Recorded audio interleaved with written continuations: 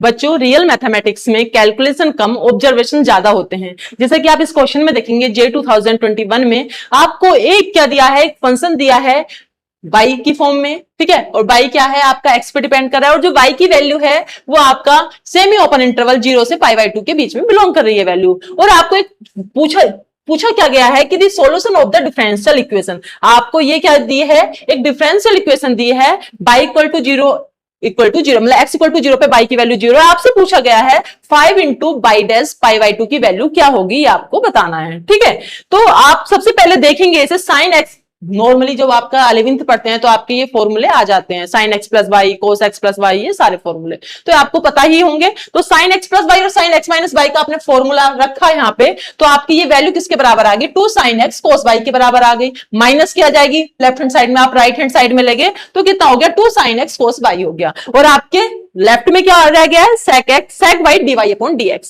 आप क्या करेंगे, आपको सेपरेट करना है। सारे क्वेश्चंस मुझे लगता है कि आपके जेई वगैरह में क्या होते हैं, सेपरेशन ऑफ वेरिएबल्स से ही पूछे जाते हैं, बस आपको देखना है कि कैसे सेपरेट करना है उन वेरिएबल्स को। ठीक है, तो आप y को लेफ्ट हैंड साइड में लेके आए तो 1 अपॉन cos y मतलब कि sec स्क्वायर y हो गया, और इधर क्या हो गया राइट में 2 sin x dx बच गया। दोनों तरफ इंटीग्रेशन लिया आपने, तो sec स्क्वायर y का इंटीग्रेशन क्या होता है भाई, tan y होता है, तो इसकी वैल्यू कितनी आ गई, tan y आ गई है। और sin x का इंटीग्रेशन क्या होता है, माइनस का cos x होता है, तो माइनस का 2 cos x प्लस एक न्यू कांस्टेंट c ऐड हो गया। c की वैल्यू अब आपको क्या दिया, x इक्वल टू 0 पे y की वैल्यू 0 आपने पुट करी, तो आपको c की वैल्यू कितनी मिल गई, 2 मिल गई। अब आपने यहाँ पे 2 की वैल्यू रखी तो आपको क्या मिल गया, tan y equal to 2 minus के 2 cos x प्लस 2 मिल गया है।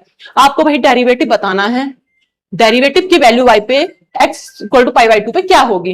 तो आप इस इक्वेशन से जहां से लेके गए थे dy अपॉन dx कितना है आपके पास, आपने लिख लिया ये है। आप फिर इसे cos y को इधर ले आए, लेफ्ट में ले आए, sec स्क्वायर y हो गया, और sec स्क्वायर y क्या होता है, 1 प्लस tan स्क्वायर y हो जाएगा।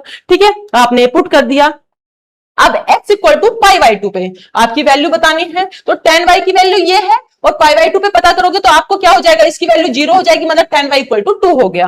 ठीक है, अब tan y किस पे, x इक्वल टू π/2 पे कितना हो जाएगा, 2 हो जाएगा, तो आप ये tan स्क्वायर y ये तो 4 हो गया, मतलब कि 5 हो गया। और ये कितना हो गया आपके पास, मैं यहाँ पे π/2 भी लिख देती हूँ। ठीक है, 2 sin π/2 मतलब कि 2 हो गया। ये कितना हो गया आपके पास, 5 dy अपॉन dx किस पे, x इक्वल टू π/2 पे।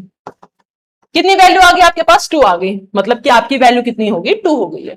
अच्छा सा क्वेश्चन था, लेकिन वही चीजें कैलकुलेशन नहीं थी इसमें, ज्यादा आपका ऑब्जर्वेशन था कि आप इसे कैसे करेंगे। यहाँ पे आप आगे कंफ्यूज्ड हो सकते थे कि आपको tan y मिल गया, आपको बताना ये है ना, तो इस कंफ्यूजन से आपको बचना है। ठीक है, अपने पे पेशेंस रखें, क्वेश्चन को सोल्व कीजिएगा। Thank you.